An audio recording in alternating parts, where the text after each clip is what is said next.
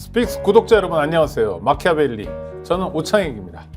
네, 선거가 이제 한 달 남짓 남았네요. 시간 빠르게 흐르고 있습니다. 선거 어떻게 들여다봐야 될지 오늘도 역시 전문가와 함께 제대로 살펴보겠습니다.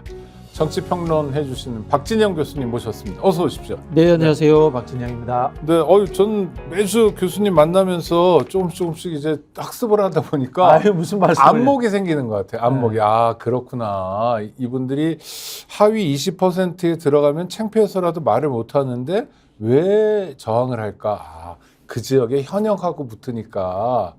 아, 뭐 하여튼 뭐 이런 게 좀 설명이 됩니다. 근데 박강원 의원은 나중에 자기가 20%라고 얘기했네요. 경선 끝난 다음에. 그렇죠. 경선 전에 이야기하면 네. 그게 오히려 사람들에게 저 사람 떨어질 가능성이 있어. 네네. 이렇게 되니까 그 사람을 지지하는 것을 주저할 수 있죠. 아. 그래서 이제 아마 사전에 밝히지 않았나 봐요. 네. 우리 이제 정치의 홍보 스킬 중에 두 가지가 있어요. 네네. 대세론이 있고 언더독이 있습니다. 네네. 근데 이 대세론이라고 하는 것은 우리 밴드웨건이죠. 네. 뚱땅뚱땅 밴드 치면은 대세론에 따라서 사람들이 네네. 따라간다. 네. 이런 이야기고 언더독은 아래에 깔린 개를 응원한다. 네. 이런 뜻인데 주류적 현상은 밴드웨건이에요. 그럼요. 사람들은 이기는데 끼고 싶어 하지 네, 네. 불쌍한 사람을 동정은 하지만 내가 거기에 끼는 것은 싫어해요. 간발의 차이로 떨어졌다 이런 보도가 나오던데요. 저기 언론 보도로는 뭐 3표, 4표 차이 네, 났다 네, 이런 네. 이야기가 있더라고요. 네. 그러니까 정치 신인과 붙으면 네, 네. 아무래도 현역이 프리미엄이 있으니까 갈 수 있다. 그렇죠. 이렇게 판단한 거. 그렇게 판단한 의원이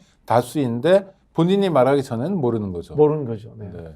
민주당은 어떻게 좀 어수선했는데 지금 공천도 거의 마무리 단계죠. 그렇죠. 이제 공천이 거의 끝나가고 이건 결국은 경선이니까 네, 네. 컷오프 시키는 것과는 다르기 때문에 네. 잡음이 훨씬 덜할 겁니다. 경선에 참여한 사람이 졌다고 뭐라고 할 수는 없는 거니까. 그렇죠. 탈당을 할 수 있지만은 네. 같은 지역구에 출마할 수는 없거든요. 네네. 그러다 보니까 그분들이 탈당하거나 이런 경우는 거의 없을 거다. 이렇게 보이고요. 경선에 참여했던 분들의 특징이 보면은 젊은 분들, 네. 현역 의원이지만 강병원 의원 같은 경우에 나이가 많지 않아요. 네네. 그렇거나 아니면 박강원 의원처럼 본인도 사실 혜택받은 분이에요. 네. 그러다 보니 그리고 또 호남 연고자거든요. 그러다 보니 탈당을 한다거나 그러지는 않을 거예요. 네.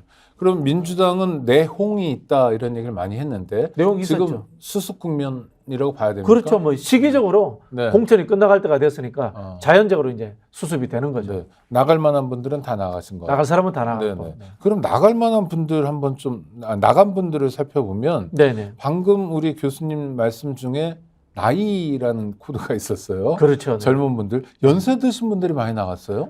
정치적으로 장래가 없는 거예요. 그러니까 이번 판에 네. 0.1%의 가능성이 있더라도 이번 판에도 승부를 걸어봐야 되겠다는 생각을 하니까 연세가 있는 분들은 나가게 되죠.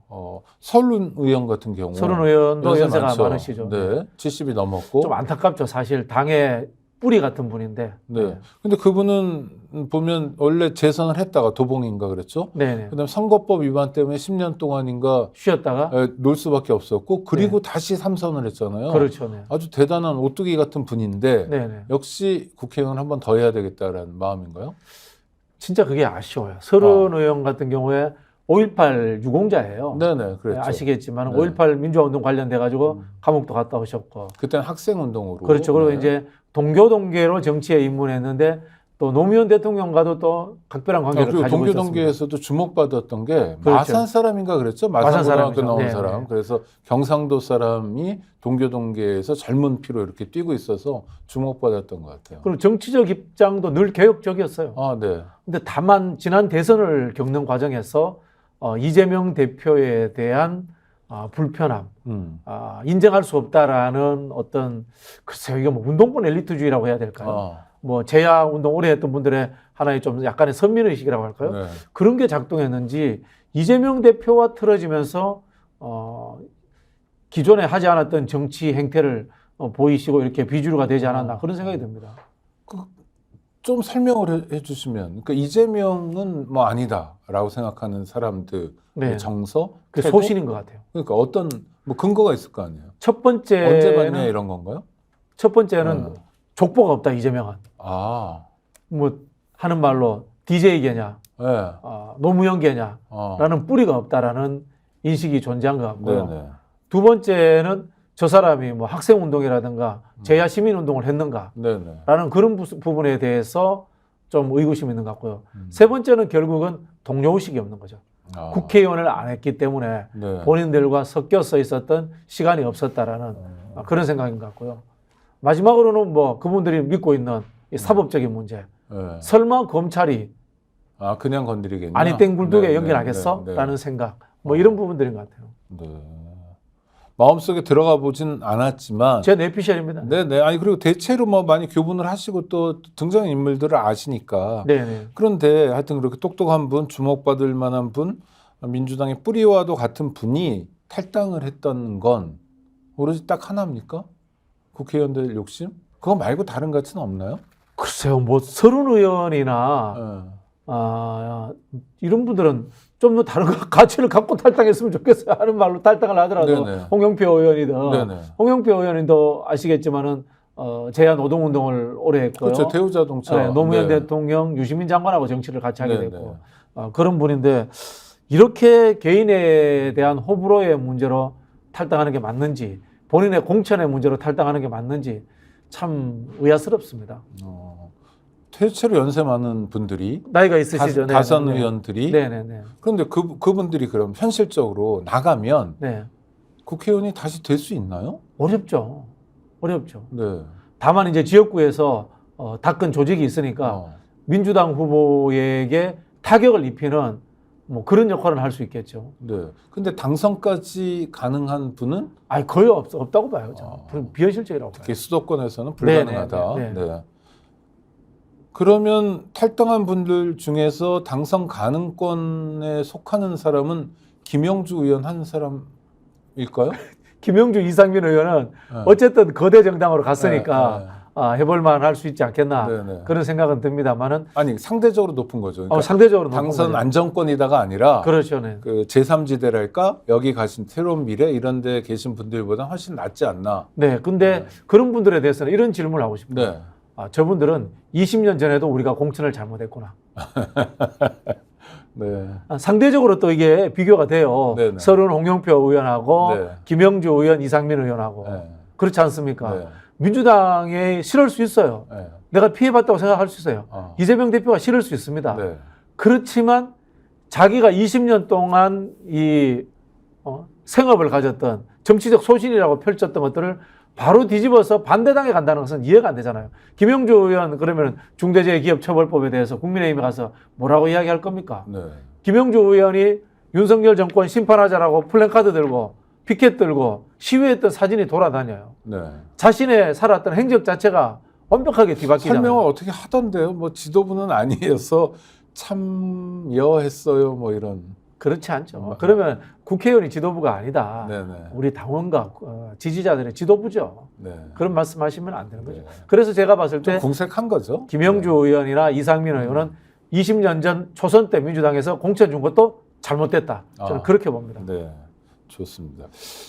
근데 이번 총선 다른 어떤 때보다 제3지대가 풍성합니다. 현실적으로 어떤 스코어가 나올지 모르지만 이를테면 직전 당대표들이 나가서 각자 살림을 차렸고요. 맞죠? 이준석, 이낙연. 네네. 그다음에 정의당은 녹색당하고 합당해가지고 또 여전히 존재감이 있고요. 하여튼. 게다가 지금 조국신당, 예. 송영길 신당 뭐 이런데 지금까지 나온 성적은 조국 신당이 도드라져 보이고 나머지는 굉장히 바닥에서 3% 안 되는 수준에서 맴돌고 있는데 여론조사가 대체로 비슷한 거죠. 저는 사실 이준석 신당이 좀 선전할 줄 알았어요. 네네. 근데 이낙연 대표와 합치고 난 이후부터 정체성의 혼란, 시대의 상황 인식의 혼란 이런 것들 때문에 폭망하지 않았나. 서로 망한 거죠? 이낙연 씨도 망한 겁니까? 아니면 이낙연 씨 원래 그 성적인데? 원래 뭐 그 정도 성적이었죠. 네네. 그렇고 조국 신당은 제3당은 아니죠. 네. 솔직히 말씀드리자면 이제 민주당의 돌격대 정당, 그렇습니까? 뭐 이렇게 네네. 봐야 되지 않겠습니까? 네. 선봉대 정당, 네. 뭐 이런 정도의 뭐 민주당이라는 큰 거대 함대가 있으면은 제일 앞쪽에 나가서 이제 천병으로서 싸우는 뭐 그 정도 정당으로 봐야지 제3지대라고 보기는 어렵죠. 네네. 그러면 하여튼 근데 돌격을 잘하라는 의미에서 잘 나오는 건가요? 저는 그렇다고 봅니다. 선명하잖아요. 윤석열 정부 심판, 네. 그다음에 임기 중단하고 제7공화국 열겠다라는 네. 메시지가 선명하기 때문에 네. 강성 지지층들이 그쪽으로 모이는 것 같아요. 그러니까 비례 정당이라서 부담 없이 지지할 수 있다. 뭐 이런 그런 측면도 부분도 있죠. 있고요. 네네. 근데 비슷하게 좀 돌격대 역할을 할 것 같은 게 송영길 신당인데 네네. 여기는 별로 소식이 안 들려요. 그게 송영길 대표가 감옥에 있으니까 아. 메시지가 없잖아요. 네. 조국 장관 같은 경우에는 강한 메시지를 연일 쏟아내니까 네. 언론의 주목도도 높고 그다음 당원들도 거기에 대해서 감동적인 어떤 뭐 생각하는 분들도 있는 거고 네. 물론 뭐 비판적인 분도 있습니다만은 근데 송영길 대표 감옥에 있으니까 메시지를 낼 기회가 없는 거죠. 아, 그 차이군요. 그러니까 네. 선명도의 차이가 아니라 그렇죠. 플레이어로 뛸 수 있느냐 없느냐의 차이. 송영길 대표도 감옥 가시기 전에 활동은 조국 장관보다 훨씬 더 선명하지 않았나요? 오히려? 그렇죠. 네네네. 집회도 하고 뭐 네네네. 검찰청 앞에서 농성도 검찰청 하고 앞에 가서 있고. 농성도 했으니까 네네네. 날 잡아가라 여기까지 네, 했으니까. 네. 네. 아, 그렇군요. 차이가 있군요. 근데 조국 신당의 경우에 영입도 뭐 일면 화려해요. 박은정 네네. 검사, 뭐 차기근 국장, 뭐 본부장이었거든. 뭐 하여튼 그러면서 이거는 어떤 거로 봐야 됩니까? 역시 그러니까 윤석열 정권에 대한 심판 여론이 영입으로도 나타나고 있다 이렇게 봅니까? 아니면 당선 가능성이 현실적으로 높아져서 그런 건가요? 두 가지가 뭐 같이 작동하겠죠. 네. 저는 뭐 개인적으로 영입을 선호하지 않습니다만 네네. 조국 신당은 새롭게 만든 당이고 비례만 내는 당이기 때문에 영입을 안 할 수가 없어요. 왜? 네. 기존에 당원이 없고 그렇죠. 기존에 그 명망가라든가 정치 지도자가 없어요. 네네. 어쩔 수 없이 이제 영입할 수밖에 네. 없는 겁니다. 그리고 아시겠지만은 민주당은 이미 쿼터가 차 있는 느낌이에요. 그러다 보니까 이제 조국 신당 쪽으로 유명한 분들이 많이 가지 않았나 네. 이런 생각이 들고요. 저는 이제 영입과 비례대표 선출이라는 부분에 있어서 뭐 기본적으로는 정당 내에서 키우는 게 맞습니다. 네네. 그러나 이제 그게 한국 정치에서 현실에서 안 되잖아요. 그런 상황일 때는 그 하책으로서 조국 신당에서 하고 있는 것처럼 명망가들, 유명한 사람들, 네. 대중 주목도가 높은 분들을 끌어오는 것은 좋은 전략적 방법이다. 그런 생각이 들어요. 그럼 조국 혁신당이라고 이름을 붙였는데 지금까지는 뭐 의도한 대로 결과를 만들어내고 있다고 성공적이다라고 봅니다. 조국 장관, 제가 지금 이름 듣기로는 박은정 검사, 네네. 그다음에 김준현 외교안보연구원장, 그렇죠. 뭐 이런 분들이, 네. 그다음에 신장식 변호사, 신장식 변호사, 방송인에 가까운 지명도가 있는 분들이죠, 상당히. 네. 네, 네. 그 텔레비전에서도 우리가 많이 언론을 통해서도 많이 봤고 또 상당히 발언도 여러 가지로 내실 있기도 하고 영향력 있는 분들을 차례로 영입하고 있는데 이건 아주 주목할 만한 대목인 것 같고요. 그렇죠. 상대적으로 이제 민주당이나 국민의힘하고 비교하면은 네. 잘하고 있는 거죠. 네, 네. 민주당이나 국민의힘은 누군지 모르는 사람 영입했잖아요. 그러니까요. 그러니까 이게 뭐라고 생각하면 설명은 잔뜩 하는데 정당이 데리고 와서 표가 돼야 되는데 정당이 그 사람을 프로모션 해줘야 되잖아요. 네네. 그럼 평소에 정당 내부에 있는 사람 프로모션 안 해주고 정당 활동을 뭘 했다는 거예요. 쉽게 말씀드리면. 그동안. 정당이라는 게 정치의 엘리트 양석이 주요 고정적 임무 중에 하나인데 그걸 안 했다는 뜻이잖아요. 그러니까 그러네요. 총선 4년마다 돌아오니 네. 자기 프로그램을 가지고 4년 동안 사람들을 양성하고 배치하기 시작했으면 그렇죠. 또 뭐 여러 가지 쟁점이 있으니까 당신은 기후위기 쪽에서 좀 준비하고 네. 국회 차원에서 이런 토론회 열 때마다 뭐 토론 자료라도 알아. 이런 식으로 사람을 양성해 갔다면 네. 당내에 많겠네요. 근데 이제 그런 걸 안 한 거죠. 21대 국회는 저는 뭐 단정적으로 역대 최악의 국회였습니다. 증거 그 중에 하나. 보통 국회 시작하게 되면요. 각 당별로 개혁 입법 과제라는 자료집을 만듭니다. 네네네. 그것도 없었어요. 역대 최악의 국회였습니다. 그리고 말씀하신 것처럼 아마 정책 토론회 숫자도 가장 적을걸요. 네. 그리고 의원 입법 숫자도 포션이 가장 낮을 겁니다. 그러니까 저는 개인적으로 코로나 탓이기도 하고. 아니 어떤 체험이 있냐면 보통 국정감사 앞두면 의원실에서 연락이 많이 와요. 뭐 건수 없냐, 뭐 좀 제보 좀 해달라, 도와달라. 그러고 보니까 지난 4년 동안은 그런 얘기가 별로 없었네요. 오히려 저희가 국회에 요청해가지고 이런 토론회 좀 하자, 이런 거 관심 가져달라 이런 식이었던 것 같아요. 21대 국회의 특징인 것 같아요. 왜 그렇죠? 첫 번째는 이제 코로나라는 외부 환경적 요인이 작동했던 것 같고요. 두 번째는 구성인물의 탓이에요. 구성인물 탓이 민주당 같은 경우도 변호사들이 한 30-40명 들어왔어요. 네.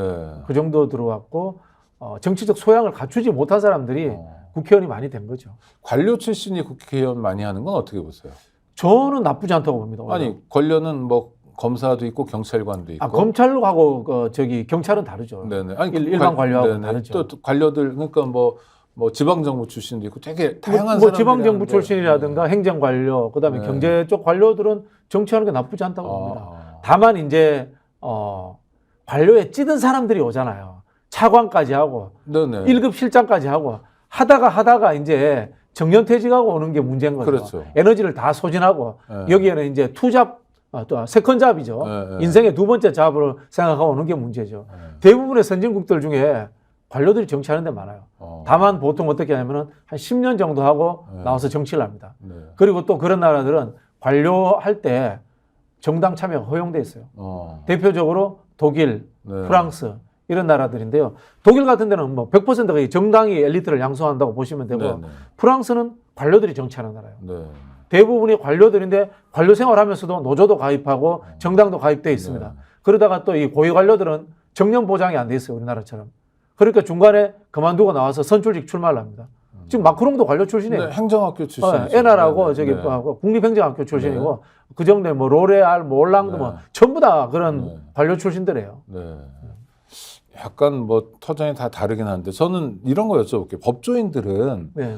법조문을 외우고 또 판례를 따라가는 사람들이어서 법률을 보수적으로 해석하기만 하는 사람들이어서 정치적 상상력을 가지고 법을 바꾸거나 만드는 데는 부족하지 않나 이런 거. 관료는 법령과 상관의 명령만 따라가는 사람들이어서 좀 부족하지 않나. 그러니까 이 사람들이 정치를 하려면 우리 박 교수님 같은 분한테 이제 특별 훈련을 받거나 아니야. 그러니까 그런 좀 그러니까 정치인이 되는 과정이 필요하지 않나 이런 게 좀. 근데 이제 뭐 기획 여쭤보고 파트에 싶은 있었던 거예요. 관료들은 또 일을 잘 해요. 네네. 특히 이제 경제 파트에 아. 기획 쪽에 산업부라든가 기재부 관료들 같은 네. 경우는 잘 하는데요. 그게 일종의 전장 같은 곳에서 일했기 때문에. 그렇죠. 이제 네. 오래될수록 그런 생각들이 없어져 버리는 거죠. 아. 그리고 우리나라 관료 사회도 혁신해야 되는데 네네.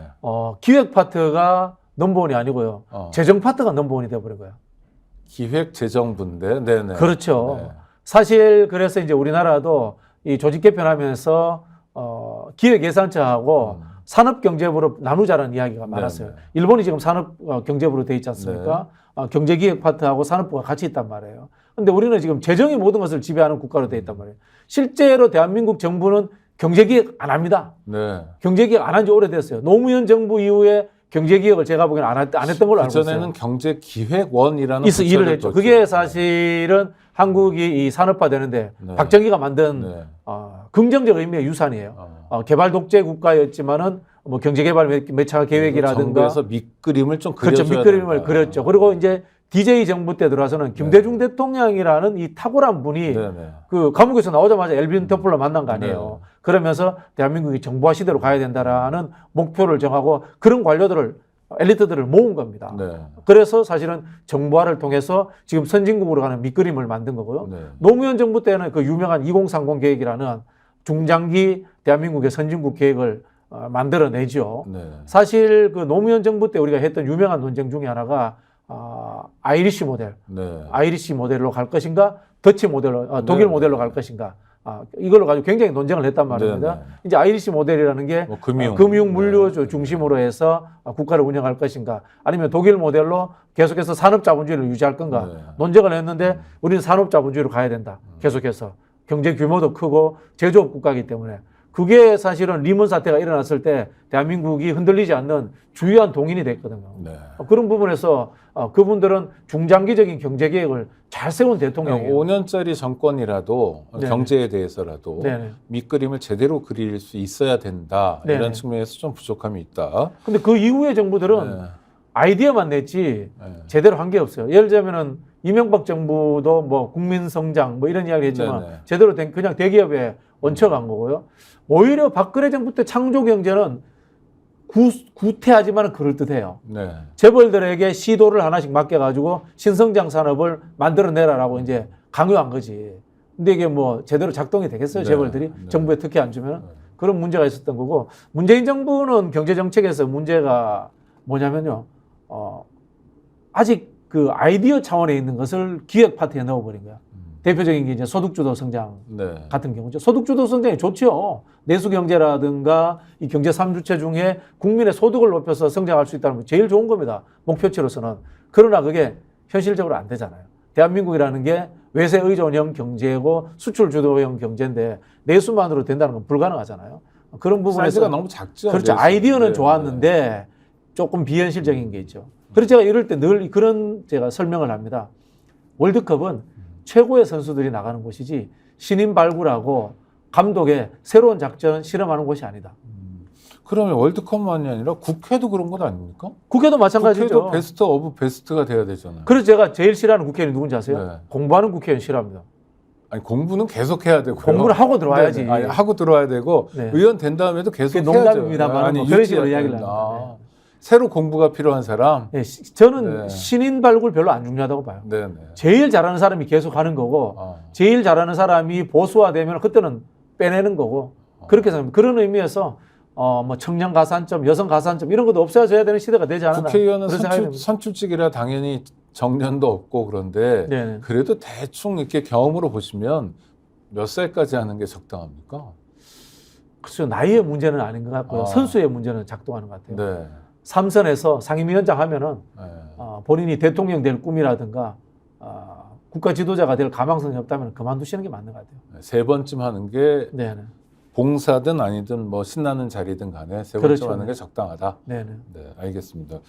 근데 동교동계 원로들 정대철 헌정 회장이죠. 네. 네, 문희상 전 국회의장 같은 경우에 네. 지금 뭐 집단 행동하겠다 뭐 이렇게 벼르고 있는데 언론 분석에 따르면 아드님들 때문이라고 그래요. 맞습니까? 두 분 다 경선하잖아요. 네. 예. 네. 정대철 고문의 아들도 정호준 의원, 전 의원. 예. 네. 예. 정호준 전 의원도 하고 네. 그다음에 문희상 의장님 아들도 경선하는 걸로 알고 있는데 네, 네. 근데 왜 집단 행동을 하세요? 그러니까 그런 보도가 계속 나오는데 그건 어떤 의미인가요? 글쎄요, 뭐 무슨 의미인지 잘 모르겠는 게요. 일본 정치가 가문 정치지 않습니까? 네네. 봉건 그렇죠. 봉건 시대가 있었기 때문에 그게 네. 또 형성된 거죠. 네. 봉건 시대가 근대화되면서 귀족이라는 게 생겼잖아요. 우리나라는 그게 없어졌어요. 완벽하게 네. 없어졌어요. 일제 강점기와 6.25 전쟁을 통해서 완벽하게 소멸된 상황에서 명문 귀족이라는 게 존재하지 않는데 우리나라에서도 일본처럼 그렇게 물려받아서 하는 정치 그게 계속 이어지는 게 맞는지 모르겠어요. 저는. 아니 그럼 좀 더 한 걸음 더 들어서 여쭤볼게요. 정대철 전 의원은 5선 했고 네네. 그 아버지 정일영 박사가 8선 했어요. 네네. 아드님이 1선. 네네. 그러면 합해서 14선이거든요. 네네. 3대에 걸쳐서. 네네. 이건 맞습니까? 이 집안은 좀 특별한 것 같아요. 예. 정일영 박사가 가지는 상징성이 분명히 있고 한국 정치에서의 인텔리잖아요. 그렇죠. 인텔리로서 그 당시 이제 신민당, 민주당 하면서 야당의 투사로서 네, 기둥 역할을 했으니까 네. 싸웠던 분이고 그리고 정대철 의원 같은 경우도 이제 뭐 동교동계의 뭐 핵심은 아니지만 김대중 대통령 주위에서 경쟁도 해가면서 네. 젊은 피로서 정치 활동을 잘했어요. 네. 그 부분에 대해서 저는 인정을 해줘야 된다고 봅니다. 그러면 1대, 2대까지는 큰 문제 없다. 선수가 많아도. 그러니까 정호준까지도 또 생각보다 그래요? 괜찮은 게 네. 정호준 씨가 제가 알기로 그냥 바로 국회의원 된 게 아니에요. 네. 정치권 실무자 생활을 제법 했어요. 그렇습니다. 청와대 행정관도 근무하고 네, 네. 나름 훈련돼서 또 온 친구다. 저는 뭐 그렇게 알고 있어요. 3대에 걸쳐서 정치를 하고 있는 것을 단순히 욕할 건 아니다. 이렇게 단순히 보시면. 욕할 건 아닌데 이제 문희상 의장님 집안은 좀 다르죠. 그 아드님이 거긴 2대째잖아요. 2대째임에도 불구하고 네. 정치적 활동, 사회적 활동을 공적 영역에서 했느냐라는 부분에 대해서는 저는 질문을 던지고 싶어요.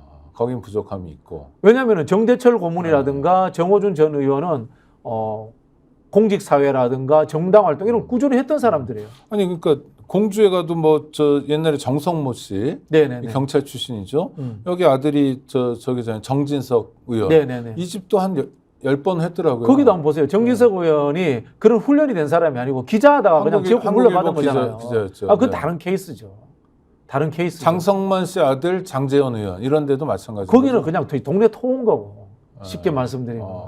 그래 이제 그 모르겠어요. 하여튼 세습은 문제인데 일반적으로. 일반적인 세습은 그러나 문제인데 옥석은 좀 가려. 옥석은 가릴 필요가 있다라는 게 정대철 고문 집안은 대대로 하여튼 정치적 훈련하는 과정을 서로가 쌓았던 것 같아요. 네. 정대철 집안은 좀 달리 봐야 된다. 좋습니다. 조국 전 법무부 장관, 조국 혁신당 대표하고 이재명 대표가 만났어요. 이거는 네네. 아까 말씀하셨던 일종의 역할 분담론에 입각한 건가요? 아마 이제 언론에서는 역할 분담론이라고 네. 만드신 것 같고 그렇게 한 것 같아요. 네. 두 분이 합의를 보지는 않았지만 서로의 영역에 대해서 침범하지 않는 것 그리고 극단적 갈등을 만들지 않는 것 여기까지는 암묵적 동의가 되지 않았나 그런 생각이 드는데요. 민주당은 또 좀 입장이 달라요. 네. 그날 만나서 나오는 메시지의 대다수의 내용은 조국 장관이 다 냈어요. 네. 역할 분담됐다는 이야기도 조국 장관이 했고 그다음에 민주당이 할 수 없는 거친 일, 험한 일들을 우리가 하겠다라는 이야기까지도 조국 장관이 다 했습니다. 네. 이재명 대표는 그냥 뭐 이야기 들은 거예요. 듣고 이제 뭐 제 느낌에는 이제 예, 열심히 하십시오. 뭐 같이 잘 상생합시다. 윤석열 정부 심판을 위해서 합시다. 이 정도 이야기를 하신 것 같아요. 제 느낌에는. 근데 만나고 나서의 이재명 대표의 정치적 행보의 방식은 완전히 바뀌었어요. 네. 조국 신당 못지않게 이재명 대표도 지금 강하게 윤석열 정부를 비판하면서 치고 나가고 있어요. 그럼 역할 분담이 아니잖아요. 그래서 일종의 협업 또는 뭐 연대 투쟁 이런 느낌이네요. 저는 연대투쟁도 아니고요. 저는 상생적 경쟁. 네네. 이렇게 저는 제목을 붙이고 싶어요. 그래서 오늘 저기 썸네일도 상생적 경쟁 이렇게 한번 뽑아주십시오. 네. 상생적 경쟁. 목요일치 중앙일보 일면이 뭐냐면 제1야당인 민주당이 네. 왼쪽으로 부쩍 옮겨가고 있다. 그래서 뭐 종북 세력도 아우르고 뭐 어쩌고 그다음에 좀 합리적인 의원들이 죄다 떨어지고 급진적인 사람들이 후보가 많이 되고 있다. 역사적으로 가장 좌파적인 제1야당이 될 것 같다. 이렇게 나라 걱정을 하던데 이거 설득력 있는 그분 걱정입니까? 원래 아니면 색깔론입니까? 나라 걱정 안 하시던 분이잖아요. 옛날에 김대중 대통령이 그거 생각나세요? 중앙일보. 중앙일보가 이제 옛날 그 기억나시죠? 김대중 대통령이 JP하고도 손잡으면서 전국연합이라는 제야운동단체하고도 손잡았어요. 그렇죠. 민주주의 민족통일전국연합. 그러니까 네네. 이게 정치는 좌우를 넘나들면서 네. 집권하기 위해서 이기기 위해서 연대하는 거예요. 그건 네. 당연한 거라는 말씀을 드리고 그럼 싶고요. 중앙일보가 그렇게 썼던 건 그게 싫거나 두려워서인가요? 악의적인 프레임이죠. 왜 악의적인 프레임이냐면 네. 지금 민주당이 낸 공약이라든가 정책이 좌파적이라든가 굉장히 왼쪽에 있는 진보적인 공약 낸 게 없어요. 네. 기억나는 게 있습니까? 없지 않습니까? 네네. 그런데 무슨 그런 이야기를 합니까? 이 정치인은 늘 연대하는 거예요. 그렇게 치면은 민주당에 있던 김용주 의원은 왜 데리고 갑니까? 민주당에 있던 이상민 의원은 좌파 정당에 있는데 왜 데리고 갑니까? 네. 앞뒤가 안 맞는 거예요. 아니 그 한동훈 위원장 표현에 따르면 민주당에도 대화가 통한 합리적인 분들 이어서 모시고 간 거 아닌가요? 예를 들자면 이런 네. 겁니다. 그러면은 국민의힘 오른쪽에 극우들이 있잖아요. 네네. 그것도 똑같이 비판해야 되는 겁니다. 네. 아스팔트 세력 잘라내라고 비판해야죠. 태영호 의원 같은 뭐 공천 주지 말아라고 비판해야죠. 그러니까 안 하잖아요. 그러면서 민주당에서 당을 합친 것도 아니고 어쨌든 전술적 차원에서 연대를 하는데 그걸 가지고 이 색깔론 프레임으로 만든다는 것은 전근대적이고 구태의연한 나쁜 언론의 선거 개입이다. 그런 생각이 듭니다. 그러니까 우리 교수님 말씀 주시는 것처럼 사실 비례로 들어오시는 분들이 뭐 국회 들어온 다음에 학습하고 그 전에 준비가 잘 안 돼 있고 이런 분들이 많아서 주로 잡음이 비례 쪽에서 많이 들렸던 것 같아요. 그런데도 불구하고 제가 지금 말씀드리려는 이 국회의원은 상당히 의정활동에서 주목을 받고 저 잘한다. 누구 말하려는지는 아실 것 같으세요? 모르나요? 용해인 의원? 네네네. 그러니까 약간 용해인 한 명이 뭐 네. 정의당 6명보다 낫다 뭐 이런 얘기도 듣고 네. 주목할 만하다 이런 얘기도 있었는데 최근에 용해인 의원이 자기 이름을 써냈다고 그래가지고 저 비례 2번 하는 건 어떻게 보십니까? 저는 뭐 뻔뻔하다고 봅니다. 뻔뻔. 솔직히 말씀드려가지고. 저도 약간 놀랐어요. 본인이 의정활동을 잘했으면 네. 잘했는 만큼 터전을 닦아가지고 거기에서 승부를 내셔야 되고요. 지역구 가야 좀 더 겸손한 자세로 정치를 하는 게 맞죠. 내가 21대 국회가 그렇게 무능했는데 네. 그중에 탁월했으니까 내 손으로 한 번 더 하고 싶어 라고 이야기하는 게 과연 저는 그 정치인의 소양으로서 정당한가라는 질문을 좀 던지고 싶고요. 21대 국회가 워낙 무능해서 그렇지 네. 과거 가면은 그 정도 의원 없었겠습니까? 네, 그런 말씀 드리고 그러니까 싶어요. 용해인 의원이 국회의원 2번 하는 건 가능하겠지만 이번에 비례로서 그렇죠. 근데 큰 정치인으로 성장하기에는 어려울 것 같다 이렇게 보시는 거군요. 제가 뭐 다 이야기할 수는 없습니다. 네네. 그 당의 속속들이 상황들을 네네. 제가 듣긴 합니다만은 네네. 예를 들자면 용해인 의원이 지역구를 하나 찍어서 민주당하고 연합 공천하겠다. 그다음에 그러니까 국민 여론조사 경선하자. 이런 제안도 할 수 있었을 거예요. 아, 그러면은 그 기본소득당 입장에서 3명의 국회의원이 더 생길 수도 있으니까요. 그렇죠. 네. 그럴 수도 있죠. 그런 제안 안 지도자를 했잖아요. 더 만들 수도 그런 있고. 제안 안 했잖아요. 그리고 솔직히 기본소득당이라는 게 용해인 당이었잖아요. 그렇죠. 네. 그런 부분에 있어서 뭐 제 취향은 아니에요. 다시 조국으로 가면 교수님이 지난 방송에서도 학익진 말씀을 하셨는데 네네. 그 얘기를 들었나 봐요. 조국 전 법무부. 제가 옛날부터 학익진 이야기를 하고 다녔죠. 네네. 아니 그러니까 조국 대표도 그런 얘기를 네네. 하는데요. 네. 근데 이 학익진이라는 것은 민주당의 일방적 배려에 의해서 만들어지는 저는 학익진이 되어서는 곤란하다고 봅니다. 네. 앞서서도 말씀드린 것처럼 상생적 경쟁을 통해서 이루어져야 됩니다. 저는 학익진이 만들어지는 게 맞다고 봐요. 네. 그러나 배려로서 만들어지는 학익진이 제대로 역할을 하겠어요? 자생력이 있겠어요? 투쟁성이 있겠어요? 네. 화포가 제대로 있겠어요? 잘 싸우는 군졸이 있겠습니까? 네. 저는 그런 부분에 있어서 지금 이재명 대표가 강하게 나가면서 그 윤석열 정부와 세게 싸우는 게 한편으로 보면은 자기 조직의 논리, 민주당의 성장 논리로서 비례대표를 조국 신당에 뺏기지 않으려고 하는 하나의 전술적인 부분도 있다고 봐요. 그렇습니까? 네. 당연하죠. 네. 누가 잘하나 경쟁으로서 결과론적으로 학익진이 만들어져야지 네. 배려해 줘서 만들어지는 학익진. 금방 말씀드린 것처럼 저는 기본소득당이 그런 케이스라고 봅니다. 그거는 저는 적절치 않다고 봐요. 네.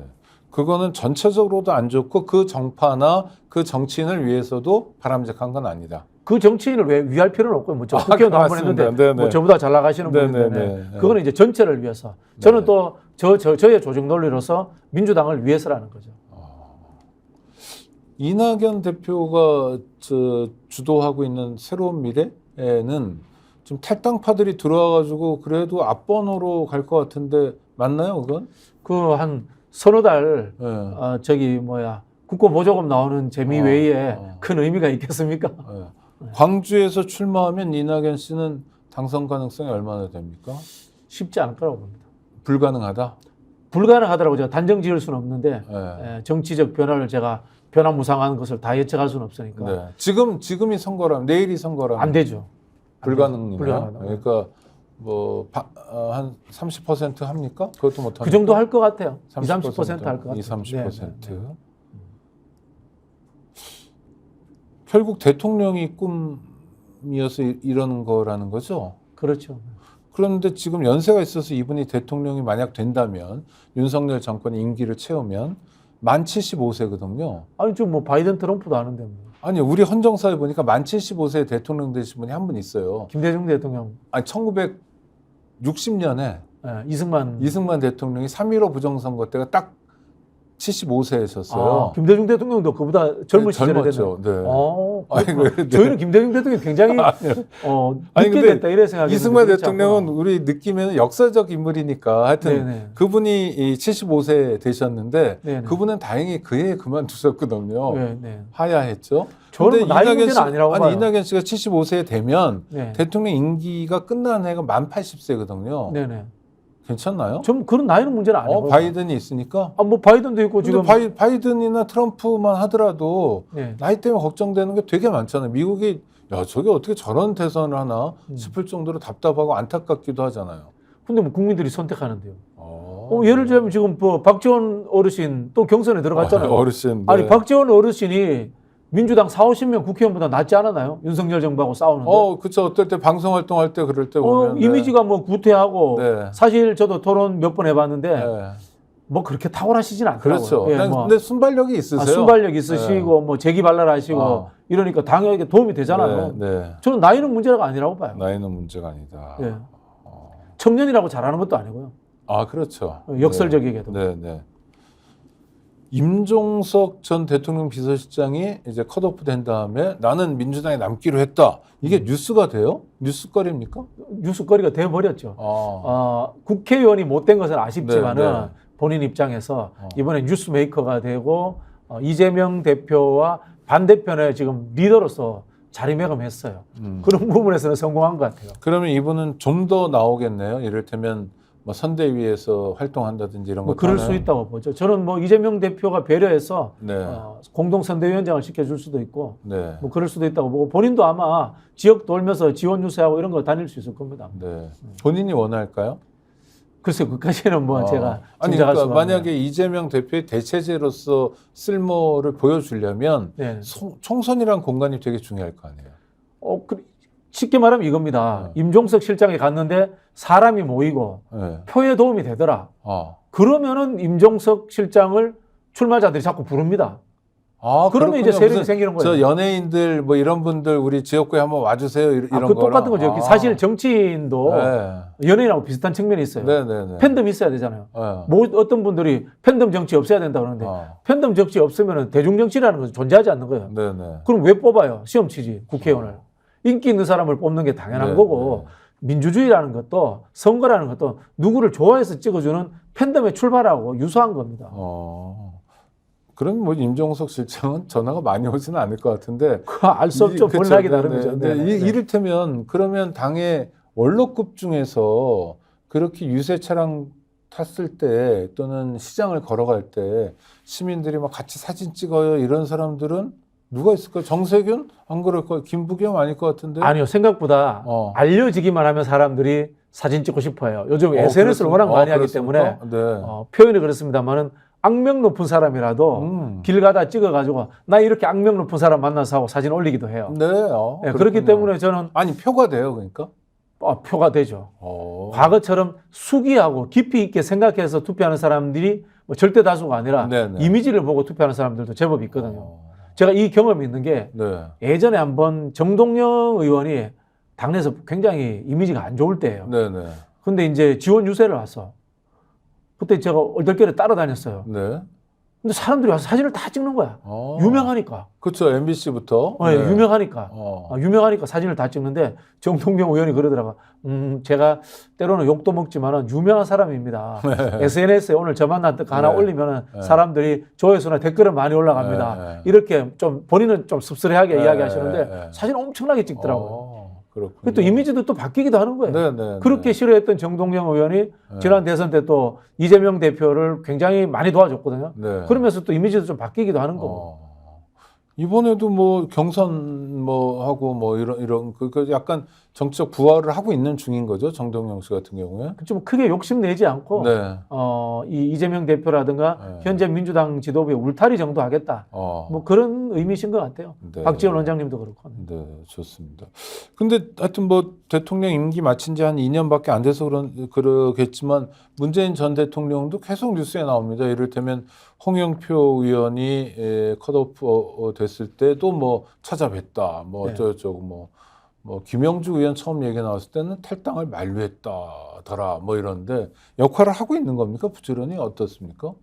아니면 그 사람들이 만들어내는 역할을 건가요? 할 수밖에 없는 상황에 놓인 거죠. 그렇습니까? 아마 문재인 대통령은 단순히 민주당 내의 갈등이었으면 개입 안 했을 거예요. 네네. 근데 윤석열 검찰 독재 정권이 등장했기 때문에 본인도 정치에서 떠날 수 없는 거라고 봐요. 만약에 윤석열 검찰 독재 정권이 아니고 통상적인 수준의 보수 정권이고 그 다음에 극단적이지 않은 정권이다. 그러면은 저는 문재인 대통령 그냥 네팔 가시고 막 이렇게 사실 것 같아요. 네네. 민주당 내에 뭐 싸우고 찢고 뽑든 말든. 그러나 문재인 대통령이 지금 검찰 독재 정권이기 때문에 민주당이 온전히 운영이 되어가지고 이 검찰 독재 정권과 잘 싸우기를 바라실 거예요. 그러다 보니까 국내 정치에 이야기를 할 수밖에 없고 근데 자동 개입이 돼 있는데 그런 마음이라면 홍영표 의원이 와서 뭐 탈당하겠다 이런 의사를 비칠 때 잘 됐으면 좋겠다 이렇게 덕담을 하는 건 의례적인 덕담이에요? 아니면 정치적 의도가 담긴? 그렇지 않죠. 저는 문재인 대통령 뭐 뇌피셜입니다만 탈당하지 말라고 말리지 않았을까요? 애초에는. 근데 뭐 탈당하겠다고 하니까 뭐 내가 인생 책임질 것도 아니고 내가 인생 책임질 것도 아닌데 본인의 선택이니까 그럼에도 불구하고 무문장구하세요. 네, 잘해보세요. 그랬을 것 같은데 저는 문재인 대통령의 메시지를 당내 갈등용으로 따옴표를 쳐가지고 와가지고 사실 확인도 안 됐잖아요. 문재인 대통령이 그런 발언을 했는지 써먹는 정치인들이 문제라고 봐요. 누군가를 좀 어른으로 냅둬야 되는군요. 그러니까 중요할 때 써먹어야 되는 거예요. 자기 국회의원 출마 용이 아니라 좋은 이야기 나올 때만 써먹어야죠. 문재인 대통령. 그래야 어른이 되죠. 그렇죠. 저 문재인 정권 때 잘했느니 못했느니 첫 번째 노동부 장관은 지금 어디 가고 검찰총장은 뭐 하느니 이것도 사실 리스크 아닙니까? 이것도 그렇죠. 많은데. 어른이 나이 많다고 어른이 아니고 어른 대접을 받을 만해야 어른이 되는 거거든요. 네. 그런데 어른 대접을 해줘야죠 우리가. 그러니까 친문이라는 사람들부터 어른 대접을 해야 되겠군요. 그렇죠, 그렇죠. 자꾸 활용하고 써먹고 뭐 이러려고만 하지 말고. 예를 들면 임종석 실장이 문재인 대통령을 찾아갔을 수 네. 있습니다. 문재인 대통령이 뭐 남아라고 했다고 칩시다. 네. 그럼 자기가 문재인 대통령의 뜻을 받들어 남는다. 그러면 이야기해도 돼요. 근데 문재인 대통령의 뜻과 다른 선택을 했다거나 네. 문재인 대통령과 의견에 관계없이 자기 마음대로 판단할 거면 문재인 대통령의 이야기를 막 써먹으면 안 되죠. 네. 그 예의라고 봐요 저는.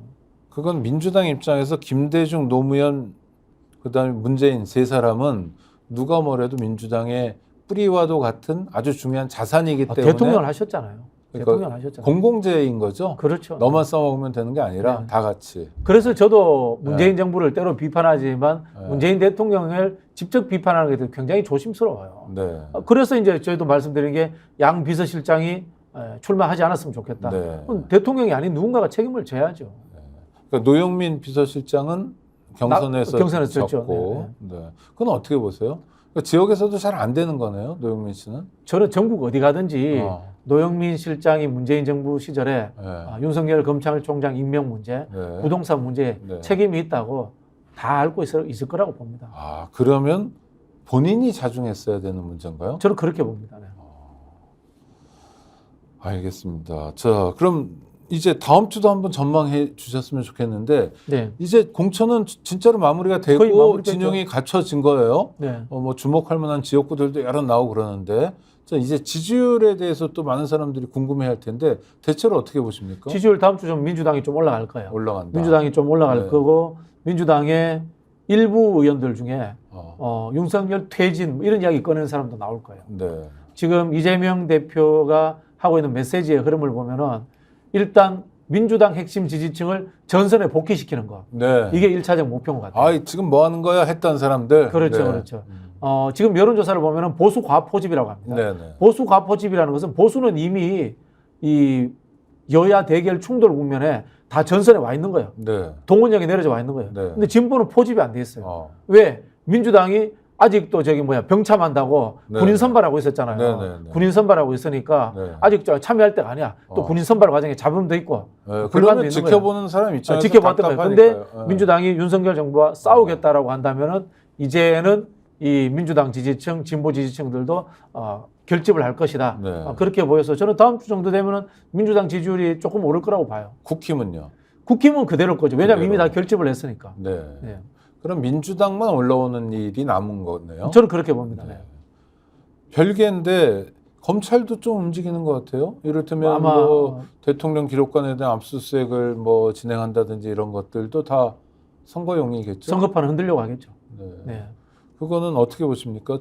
좀 더 나오겠죠?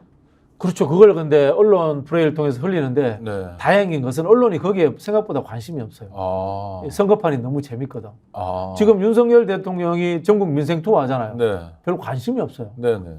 뭐 가봐야 다 뭐 흔히 하는 뻔한 말로 얘기, 뭐 준비 안 된 얘기. 준비 안 된 네. 이야기, 뭐 돈 총액으로 하면 800조가 넘을 것이다라는 네, 네. 그런 이야기도 언론에 나오고 있습니다. 네. 그러다 보니까 관심이 없잖아요. 네. 그래서 그렇기 때문에 저는 뭐 검찰이 계속해서 뭐 흠결을 내고 정치에 개입하려고 하지만은 크게 판을 뒤집지는 못할 것이다. 그럼 지금 그런 생각이 하여튼 듭니다. 내내 선거 국면이잖아요. 네네. 뭐 총선이라는 게 워낙 4년에 한 번이니까 이제 다음 주부터는 본격적인 선거판이다 이렇게 볼 수 있는 겁니까? 본격적인 선거판이죠. 네, 한 달 남았습니다. 네네. 그러면은 뭐 민주당이 지금 해야 될 일은 강하게 윤석열 정부를 몰아붙여서 윤석열 대통령과 김건희 씨를 언론의 도마 위에 다시 올려내고 네. 그 사람들을 심판하자는 이야기를 꺼내야 되고요. 네. 거기서 좀 더 나가면은 거시경제 정책이라든가 민생 정책을 통해 가지고 지금 현 정부가 경제 파탄이다, 국정의 지금 파탄이다 이런 이야기를 끄집어내야 돼요. 알겠습니다. 우리 정말 쪽집게 같은 예언가가 아니라 정치에 대한 직관과 또 현실 정치에 대한 이해가 있는 우리 박진영 교수님의 진단입니다. 다음 주부터는 좀 새로운 선거판이 될 거다.